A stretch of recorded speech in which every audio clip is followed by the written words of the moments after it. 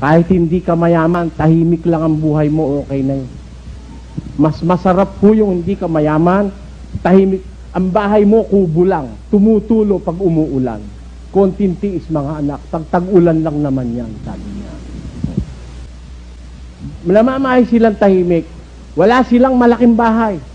Pero sila nagkakaunawaan. Masarap yung kaysa sa nakatira ka sa palasyo. Na ting magkikita kayo, gusto nyo magbarilan. Kaya sabi ng Tagalog, totoo yun. Mabuti pa ang kubong nakatira tao kaysa sa palasyong ang nakatiray kwago. Diyan, meron akong alam na palasyo, maraming kwago sa Bandaryan.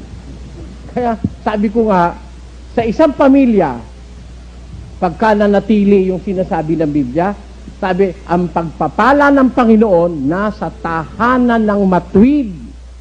Pag pinagpala ka ng Diyos, makita mo yung mga anak mo, wala kang problema. Oh, walang drug addict sa anak mo. Walang anak mong nasasangkot sa basag ulo, sa nakawan at sa kung ano-anong mga pangre-rape. Wala. Yung pagpapala ng Diyos, kahit mahirap ka lang sa buhay, tahimik kang namumuhay. Ang anak mo, hindi mo problema. Ang misis mo, hindi mo problema. Hindi ka naman problema ng misis mo. Hindi ka naman problema ng mga anak mo. Walang lasenggo sa inyo. Hindi pa pagkaganda-gandang buhay nun. Kahit na ang pera mo, si mabini lang, okay na. Marami ka mang anak, nagkakaunawaan, may pagmamahal, may takot sa Diyos. Sabi ng Diyos, pagpapalain niya, wala kang problema. Magkasakit man, sakit na palagnat-lagnat, sakit ng ngipin, sakit ng ulo. Ayan. Pinagpapala ka ng Diyos . Pag ang Diyos ang nagpala, wala kang kulang .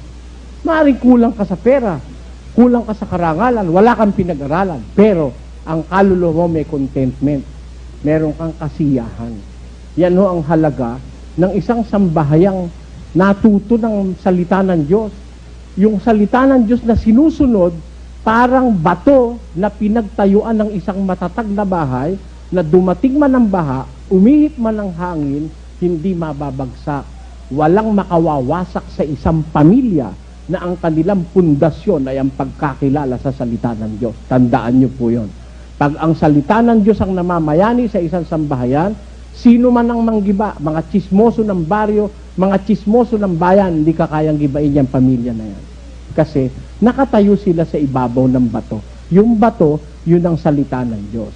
Ang lalaki, nananangan sa salita ng Diyos, ang ina, ganun din, ang mga anak, ganun din, matibay na pamilya yon. Napakagandang pagmasdan.